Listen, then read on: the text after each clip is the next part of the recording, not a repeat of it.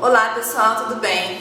Há um tempo atrás eu conversei com vocês sobre pilates para idoso e gestante. Eu vou deixar o link aqui em cima em algum lugar, tá?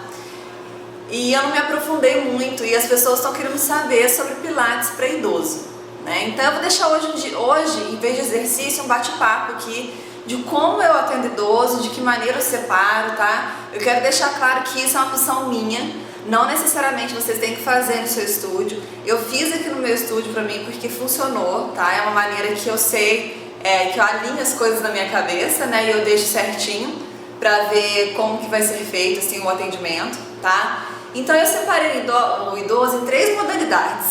Então, primeiro, são idosos ativos, que sempre praticaram atividades físicas, que tem uma boa quantidade de massa óssea, de massa muscular, né? São idosos que chegam com 70 anos e você nem parece, né? Você fica assim, como? Então, com esses idosos, os exercícios são diferentes, são exercícios como se fosse para uma pessoa de fase adulta, né? Exercício de alongamento normal, de fortalecimento normal, né? São pessoas que aguentam. Eu tenho alunas com 70 anos que fazem exercícios melhor do que uma pessoa de 19. Então, assim, por isso que eu resolvi separar em três fases, tá? A segunda fase são idosos ativos, tá? São idosos que não praticaram atividade física, que tem uma perda de massa, que tem uma perda muscular, tá? Porque com a idade a gente vai perdendo massa óssea e massa muscular. Então a gente tem que tomar um pouquinho mais de cuidado, que apesar de ser ativo, de andar, de se locomover e tudo mais, eles têm que a gente ir um pouquinho devagar pra gente ganhar um pouquinho de massa muscular, para depois a gente indo, tá, aumentando a carga do exercício. E o terceiro que são os idosos mais difíceis, né? Que você vê que já chega aí com 70 anos com uma maior dificuldade de andar, com uma maior limitação de movimento, né? Você pede para fazer, a pessoa não consegue fazer.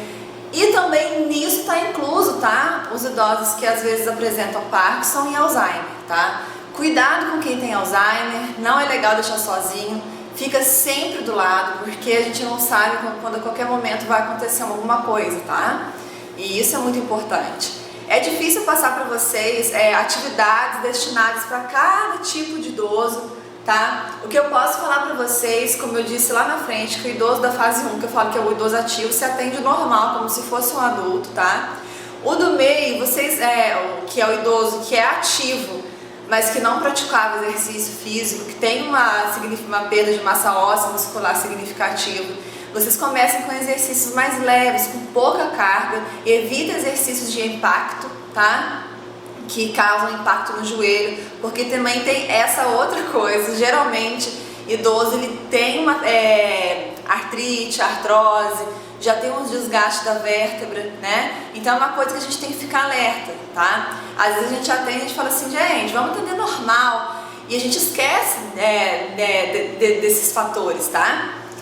E o outro idoso é mais devagar ainda, tá? A gente tem que começar a trabalhar com um bom trabalho respiratório, depois a gente faz uns exercícios de alongamento, depois começa com pezinho leve, tá? Com exercícios com peso leve, depois passa para o mediano, sem pressa, tá? Idoso é muito gostoso, eu sempre gostei de atender idoso. Eu, assim que eu me formei em fisioterapia, eu atendi idoso durante 2 anos, trabalhei em 3 asilos, então assim, é uma área que eu gosto muito, tá? Eu gosto muito de atender idoso.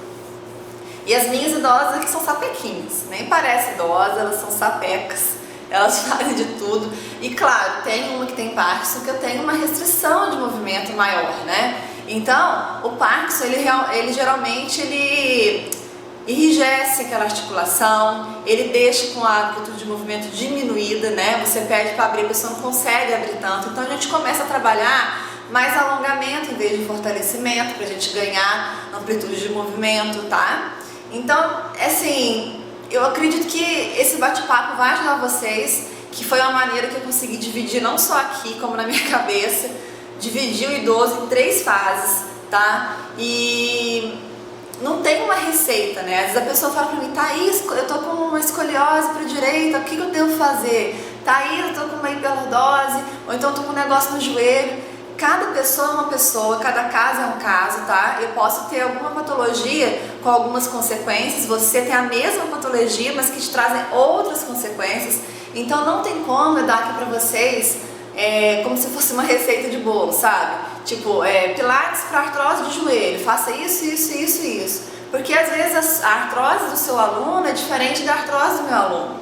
Tá? Parece esquisito, mas é uma verdade. Às vezes ele tem uma perda por causa da artrose, ele tem uma perda ali na parte da coxa, digamos assim, de massa, do quadríceps, e o seu tem mais na panturrilha, entendeu? Tô dando um exemplo para vocês entenderem por que eu não posso fazer isso, né?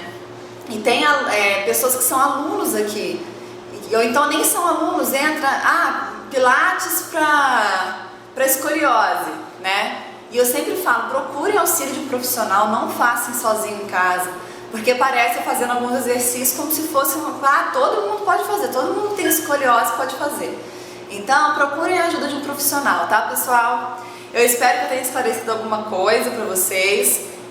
Façam isso no estúdio, é uma dica que eu dou para vocês, separem em modalidades, não só idosos, tá? Mas como pessoas normais também, crianças acima de 12 anos, tá, pessoal? Não atendo, assim, um conselho também, não que não possa, quero deixar claro, não é que não pode. Conselho, acima de 12 anos, não atendam antes disso, tá? E eu espero que vocês tenham gostado do bate-papo. Hoje eu vim mais para conversar mesmo, tá bom? Se puder, dê um joinha aí para ajudar na divulgação. Me perdoem pela demora aí de 2 semanas. Mas eu creio que vocês já sabem da minha rotina, já me acompanham, então não tem tanto mais problema com isso, né? Se Thaís sumiu, não sumi não, tá? Eu volto aí a qualquer momento. Um beijo no coração, fiquem com Deus e até o próximo